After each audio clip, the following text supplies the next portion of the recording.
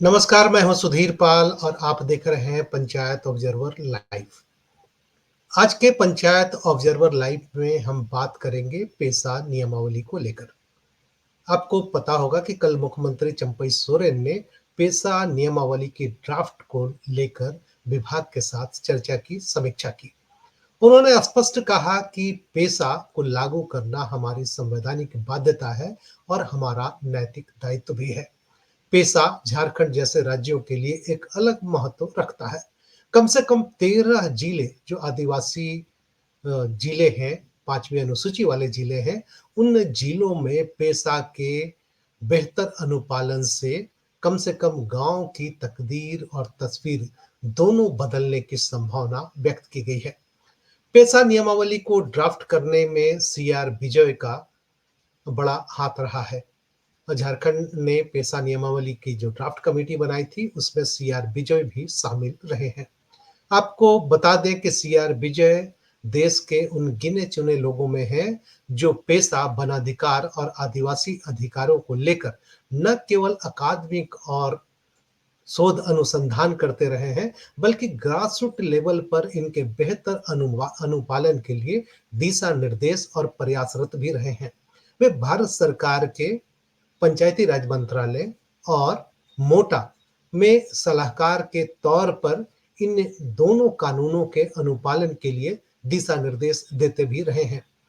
Panchayat observer ने विशेष तौर पर सीआर विजय से बात की और यह समझने की कोशिश की कि पेशा नियमावली के समीक्षों उपरांत लागू होने से झारखंड के ग्रामीण इलाकों, खासकर पांचवी अनुसूची वाले जिलों में क्या असर पड़ेगा। आइए सुनते हैं सीआर विजय सिंह को। में हम समझना चाहेंगे कि झारखंड जहां 27% आदिवासी आबादी है, 13 जिले पांचवी अनुसूची वाले जिले हैं, तो इसमें स्वशासन की दृष्टि से ये कानून कितना महत्वपूर्ण है और क्या बदलाव देखने को मिलेगा पेशा नियमावली के लागू होने से। पहले ये समझना चाहिए कि हिस्टोरिकली जब अंग्रेजों ने ये डेमोक्रेटिक लॉज, गवर्नेंस लॉज बना रहे थे, उस समय उनको उनको समझना पड़ा कि मेन स्ट्रीम में उधर डेमोक्रेसी या इलेक्टोरल डेमोक्रेसी या ऐसा कुछ कल्चर नहीं है।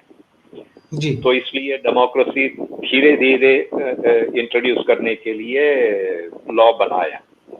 जी। मगर जब ये लॉ ड्राफ्ट किया है और इम्प्लीमेंट करते समय उनको समझ में आ गया कि आदिवासी लोगों के लिए ये लॉ अप्रोप्रिएट नहीं है, क्योंकि आदिवासी समाज फ्यूडल व्यवस्था से बाहर था और आदिवासी समाज डेमोक्रेटिक इंस्टीट्यूशंस उनमें है और wide democratic process, participatory democracy, ये सब आदिवासी गांव में है। जी। तो अंग्रेजों ने सोचा कि जो मेन स्ट्रीम के लिए जो लॉज है वो आदिवासी लोगों के लिए इनअप्रोप्रिएट है, तो आदिवासी लोगों को के लिए क्या करना है इस पे उनका समझ ये था कि उनको छोड़ो, वो ऑटोनॉमी से, पॉलिटिकल ऑटोनॉमी और स्वशासन द्वारा जो गांव में जो गवर्नेंस चालू है वैसे ही चलने दो, हम डिस्टर्ब नहीं करना है। ये दूसरा, जब ये 244 फिफ्थ शेड्यूल बनाया था तो उस समय लीगल प्रोविजन नहीं था कि गांव में क्या व्यवस्था होना चाहिए, डेमोक्रेटिक सिस्टम क्या होना चाहिए। सिर्फ ये था कि 73rd अमेंडमेंट में कि शेड्यूल्ड एरिया के लिए दूसरा एक लॉ बनाना है और ये जो मेन स्ट्रीम पंचायत राज से अलग होना चाहिए, क्योंकि आदिवासी गांव में जहां ये पंचायत राज सिस्टम एप्लीकेबल 73rd अमेंडमेंट से एप्लीकेबल नहीं है, वहां स्वशासन द्वारा ट्रेडिशनली कस्टमरली गवर्नेंस चालू है। तो पैसा क्या कर सकता है? सिर्फ यही कर सकता है कि जो लोग अभी तक किया है, करते रहता है, वो अभी लीगली लेजिटिमेट हो गया। तो पैसा का ये मेन एस्पेक्ट यही है कि लोग जो करते रहते थे, जी, जो सुशासन चालू था, उसको जो लीगली, परंपरागत स्वशासन उनका था, हाँ जो हाँ, तो ट्रेडिशनल उनका और traditional customary system, practices. Traditional method, ये एक लीगली नाउ वैलिड हो गया। फिर भी गांव गांव में जो गवर्नेंस है, जी, क्या तरीका का गवर्नेंस है, क्या उसका जो सुशासन के जो ट्रेडिशनल सिस्टम है, और ट्रेडिशनल जी, सिस्टम और पैसा को कंपेयर करने से आपको पता जी, लगेगा कि ट्रेडिशनल सिस्टम पैसा ही है। जी, जी, तो उस स्टडी से निकल आया कि यहाँ लीगली इम्प्लीमेंटेड नहीं है, जी, पैसा चालू है, जिंदा है, पहले से ही जिंदा है, और जो इंटीरियर गांव है, अर्बन से या रूरल, ये फॉरेस्ट के अंदर जो आइसोलेटेड गांव है, वहां पैसा जी, का जो स्वशासन ज्यादा है। सो एक पॉलिटिकल इंस्ट्रूमेंट हो सकता है, जो लोग जी। करते रहते हैं, उनके लिए ये जो पैसा से एक पॉलिटिकल स्ट्रगल के लिए ये एक बड़ा इंस्ट्रूमेंट है। तो ये जो आपकी बात मैं सुन पाया सर, उसके समझ से कि जो उनका हाँ, तो कस्टमरी ये प्रैक्टिसेस था, जो पैसा उनके, ऑपरेशन, हाँ, पैसा जी, ऑपरेट करने के लिए बड़ा चैलेंजेस है। जी, एक तरफ प्रॉब्लम है कि लॉ के अंदर, अमेंडमेंट और रूल्स के अंदर कुछ गैप्स और कुछ प्रोविजंस जी, ये शेड्यूल का पैटर्न नहीं है, और ग्राम सभा का अधिकार के अंदर बात का जो स्ट्रक्चर इंक्लूड नहीं करना है, इसका जी, प्रोविजन स्ट्रांग नहीं है। तो जी, लॉ में कुछ गैप है, छोड़ दीजिए, और रूल्स में भी गैप होगा, छोड़ दीजिए, मगर ये पॉलिटिकली यूज करने से ये गैप आप ओवरकम कर सकते हैं। जी। यही तो रूल्स आने के बाद झारखंड, जी, लीगली पैसा ऑपरेशनलाइज हो गया। जी, लॉ तो में जो भी कमी है, जी, रूल्स में जो भी कमी है, जी, उस झारखंड का ग्राम जी, के इम्प्लीमेंटेशन करते समय जो भी प्रॉब्लम्स आएगा, उसको सुधारने के लिए एडमिनिस्ट्रेटिव ऑर्डर्स या अमेंडमेंट टू द रूल्स या अमेंडमेंट टू द लॉ भी आ सकता है जी। फ्यूचर में। तो जो मैं आपकी बात से समझ और पाया कुछ सर कि पेशा नियमावली के लागू होने से झारखंड में एक स्पेस निकल रहा है कि जो कस्टमरी मोड ऑफ प्रैक्टिसेस था, या जो ट्रेडिशनल प्रैक्टिसेस थे, खासकर आदिवासी इलाकों में, उनको कहीं कानूनी मान्यता मिली और गवर्नेंस में उनका स्टेक बढ़ा। खासकर रिसोर्सेज के मैनेजमेंट को लेके अगर हम बात करें, लैंड इशू को लेके बात करें, डिस्प्यूट रेजोल्यूशन को लेके बात करें, तो मुझे लग रहा है कि ये स्पेस थोड़ा बढ़ा है। तो मैं जानना चाहूंगा कि थोड़ा सा इसको और हमारे दर्शकों के लिए आप एलोबरेट करें।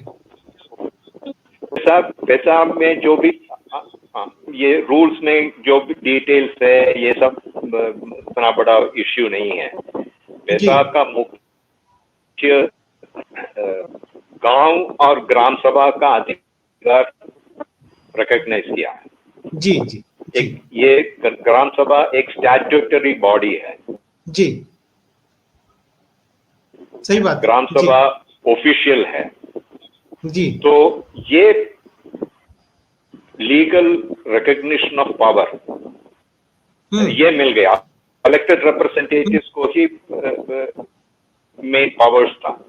जी और आपको पता है कि पंचायत राज एक्ट कुछ रिकग्निशन नहीं है, सिर्फ नाम जी के वास्ते है। जी मगर पैसा इंडिया के एक पहला जी लॉ है जो जी ग्राम सभा को एक गवर्नमेंट जैसा रिकग्निशन देता है।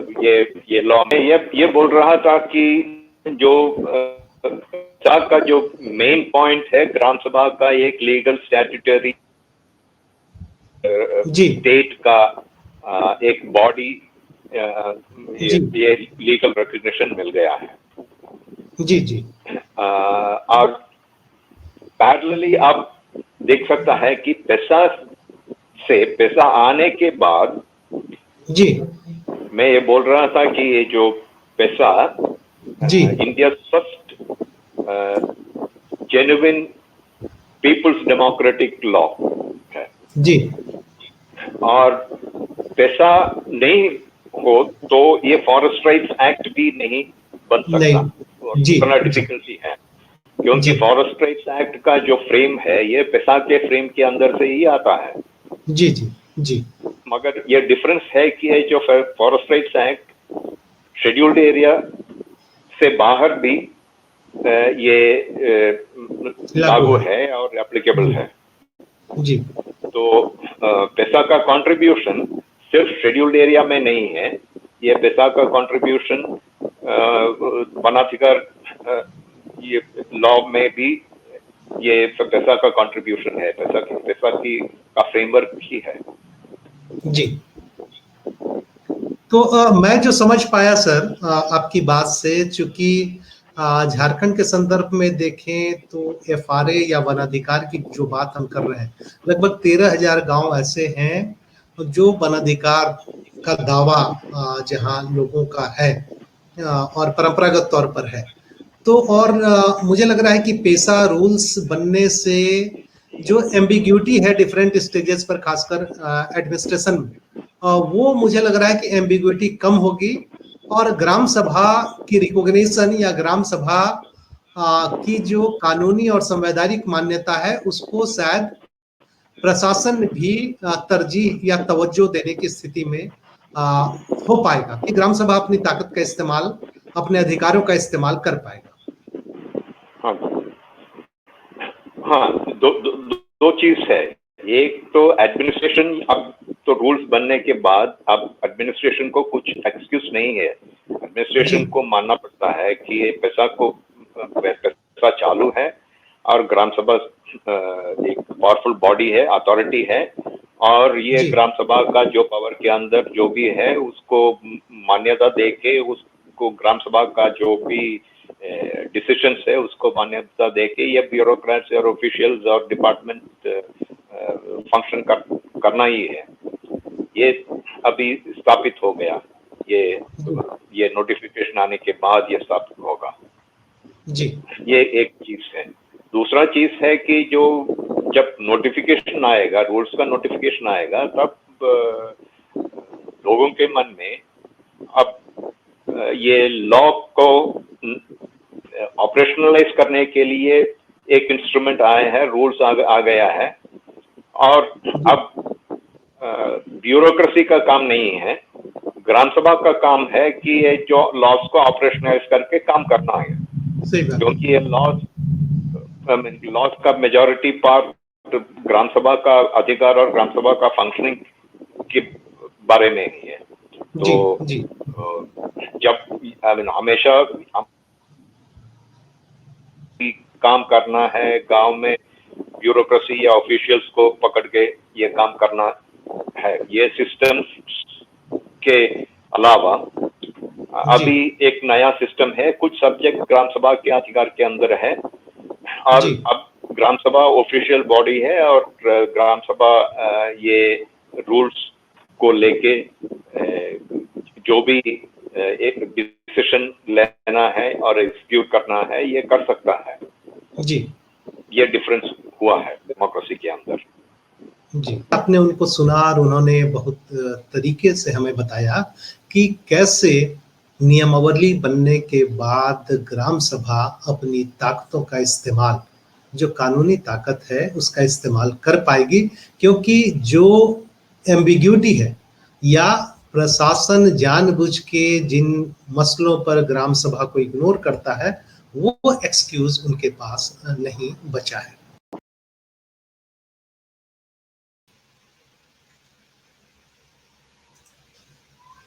तो अभी आप देख रहे थे सीआर विजय को, जिन्होंने बहुत विस्तार पूर्वक पेशा नियमावली के बनने से झारखंड के गांव में क्या बदलाव आएगा और कितना सशक्त ग्राम सभा होगी, इस पर उन्होंने चर्चा की। उन्होंने साफ तौर पर कहा कि ग्राम सभा एक संवैधानिक निकाय है और कहीं ना कहीं ब्यूरोक्रेसी और स्थानीय प्रशासन को ग्राम सभा को मान्यता देना होगा, उनके निर्णयों को मानना होगा, और यही सबसे बड़ी उपलब्धि पेशा की है, जो गांव को ताकत देता है। आज के विशेष में बस इतना ही। आपसे आग्रह होगा कि आप हमारे कार्यक्रम को यदि आप देखते हैं, पसंद आता है तो कृपया लाइक करें, हमारे यूट्यूब चैनल को सब्सक्राइब करें और कमेंट्स करना न भूलें। आपके लाइक करने से, सब्सक्राइब करने से, कमेंट्स करने से हमारा हौसला बढ़ता है। आशा है आप हमें सहयोग करेंगे। धन्यवाद।